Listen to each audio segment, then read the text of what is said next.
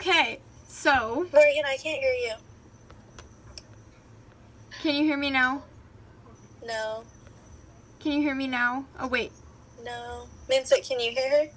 No, I cannot. Wow. Okay. Oh, that's weird. Wait, can you hear me now? No. Should we hang up and call again? Yeah. Yeah, that would be better. Okay. Okay.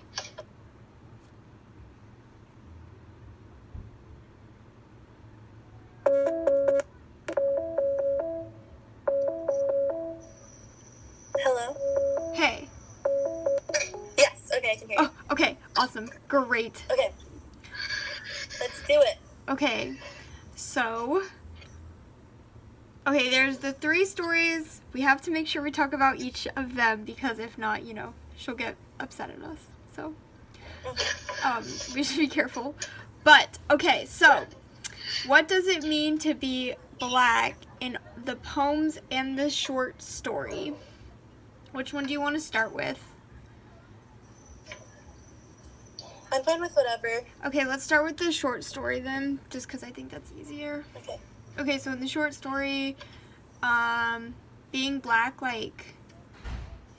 puts them, at in the out group. They're, outcasted, they're not accepted, they're with the people who aren't accepted also, in society as, regular, normal, functioning people. Yeah. And obviously that's a negative experience for everyone. Yeah. It kind of ends up building the little brownie girls at the end, everyone, not just the black troop, which is really cool to see. But it's still not a positive. That's just not okay.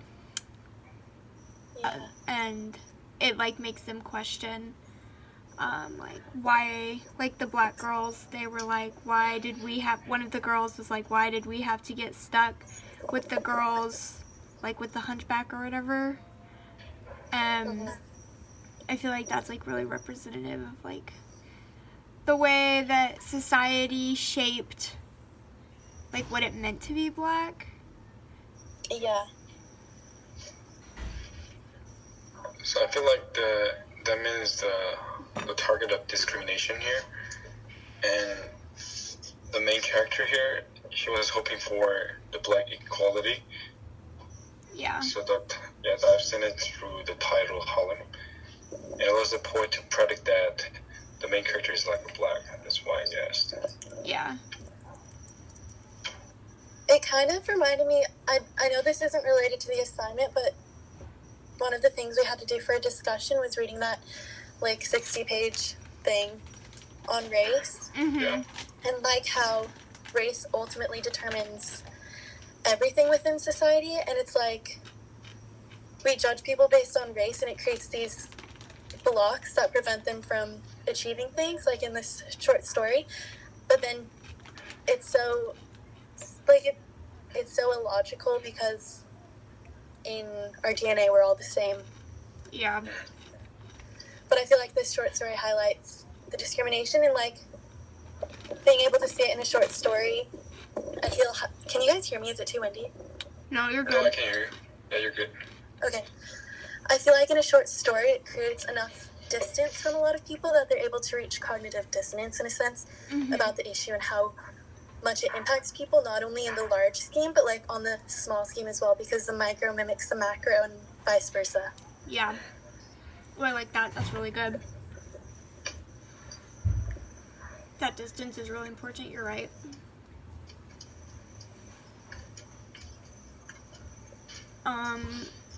Okay.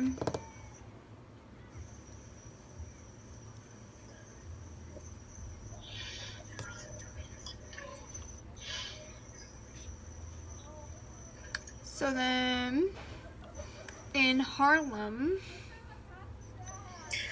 That poem confused me. Wait, that's the poem, right? Yeah, the Langston Hughes poem.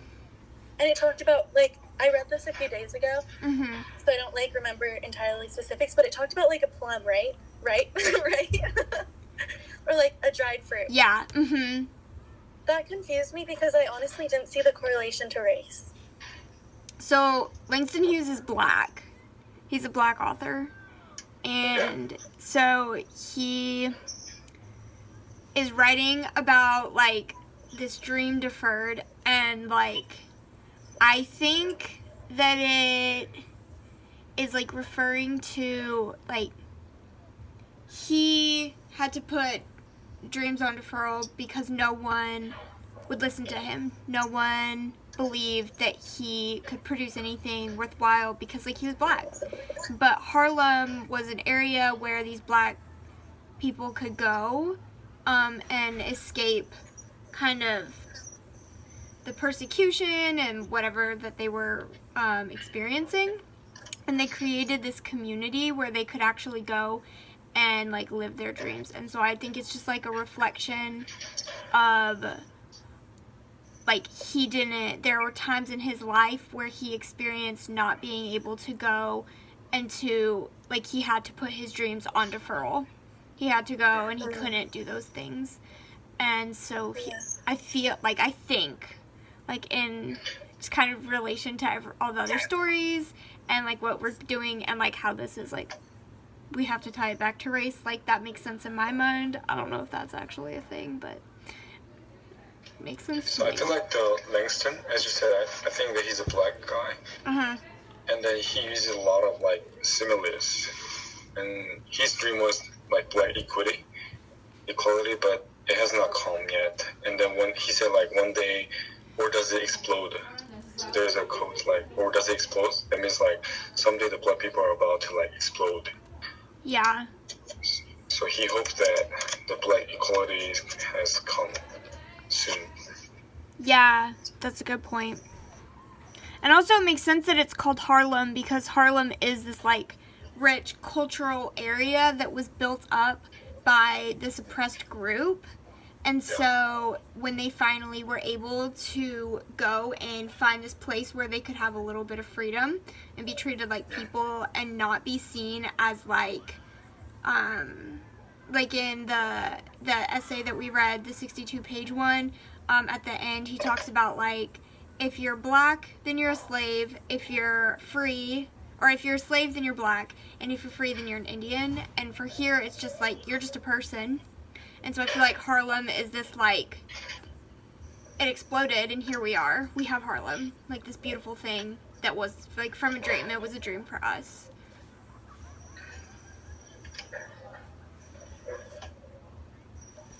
Yeah, I don't know.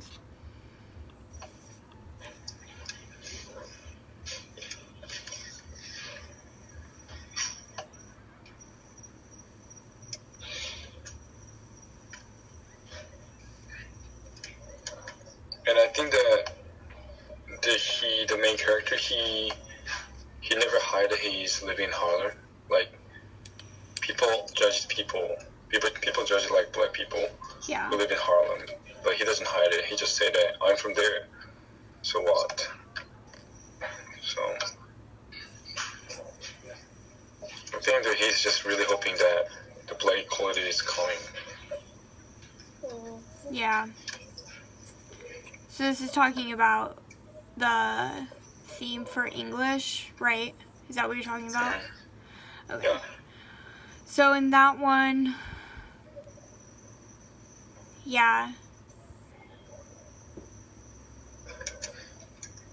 I think in that one, his idea, like, I really like his line that's like, you are white, yet you're part of me as I'm part of you. That's America. And I feel like that's his way of being like, the social construct of, like, you're white and I'm black, like, great, congratulations. But, like, bigger picture, we're both American.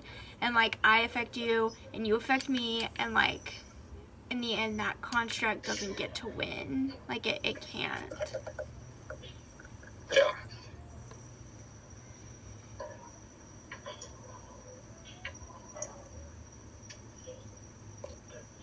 But at the same time, the artist, he just expressed the limitations that black people have. Mm-hmm. Yeah.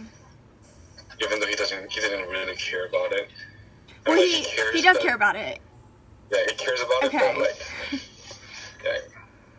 like he personally is like skin color isn't something that I think that. Yeah.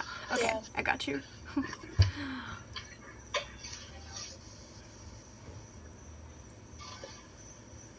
I do like reading about stuff like this because I feel like it's important. Like, I feel like we've all learned about it a lot before in the past, but just now that we're older, it's good to look at things Mhm. with a more mature lens and see. Because, like, we're obviously taught about all of this when we're younger just in history. Yeah. But then when we read short stories and poetry, we're able to see it in a different light, almost. And, like, with short stories and poetry, you're almost able to relate to it more again because there's distance, so your guard isn't up. Mm-hmm. Like, especially for people that might have racial discrimination, like, in their mindset, I feel like reading short stories and poetry is really important to reach cognitive dissonance about the fact that we are all human. Yeah.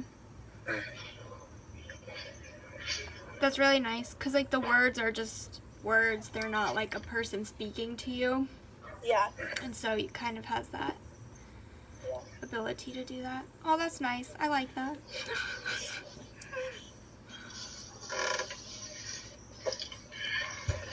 How many minutes in are we? 11. Wait, how many minutes does it have to be? More than 10? So I feel like we're good, right? See, I think that we are.